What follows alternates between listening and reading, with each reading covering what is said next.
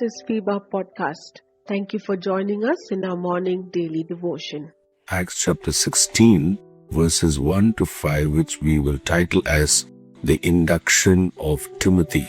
Then he came to Derbe and Lystra, and behold, a certain disciple was there named Timothy, the son of a certain Jewish woman who believed. But his father was Greek. He was well spoken of by the brethren who were at Lystra and Iconium. Paul wanted to have him go on with him, and he took him and circumcised him because of the Jews who were in that region, for they all knew that his father was Greek. So to look at the second missionary journey, the team was now Paul and Silas. Yet, Dr. Luke tells us that he, that is Paul, came to Derbe and Lystra.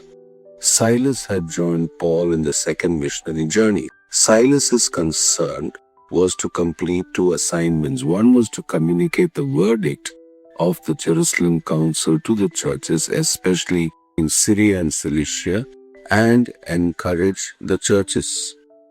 Silas was very much into this task as they traveled to Syria and Cilicia. Acts 15:23, they wrote this letter by them, the apostles, the elders of the brethren, to the brethren who are of the Gentiles in Antioch, Syria, and Cilicia, greetings. And then Acts 15:40 and 41, but Paul chose Silas and departed, being commended by the brethren to the grace of God, and he went through Syria and Cilicia, strengthening the churches. From Syria and Cilicia, Silas was now a learner.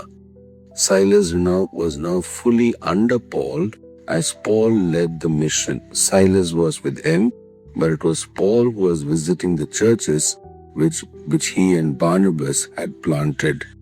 When Dr. Luke says specifically that he, Paul, came to Derbe and Lystra, we are reminded that these churches were where Paul was responsible for planting the church along with Barnabas. These were places where Paul and Barnabas saw amazing fruit of their ministry.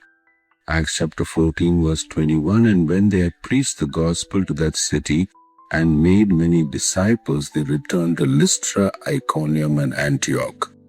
These were also places where they faced severe opposition to the ministry. Acts chapter 14 verses 5 to 7. To come back to these places was a personal pastoral visit of Paul. It was more than just the second missionary journey as we call it, but it was places for heart connections that Paul had with the believers there. We can imagine how deeply connected Paul must have been with the believers in these places and how intimate they must have been with him. We can appreciate how much Paul would have longed to visit the believers in these places, and the believers there too would have been yearning to meet Paul and Barnabas once again. They would have been disappointed that Barnabas was not with Paul, but the replacement for Barnabas was Silas, and they would have surely welcomed Silas too. Timothy was an outcome of the ministry that Paul and Barnabas had done in these areas. Paul took personal responsibility for inducting Timothy into the ministry team. The visit to these places and inducting Timothy were Paul's decision, and that is why Dr. Luke says that he, Paul, came to Derbe and Lystra. Luke shifts in the use of the pronouns he and they. These usages give us an idea as to what was taking place within the ministry. If we miss the usage of these pronouns, we will only read the overt activities that took place, but miss out on what was happening beneath and within the ministry. There is a need for both individual and team leadership.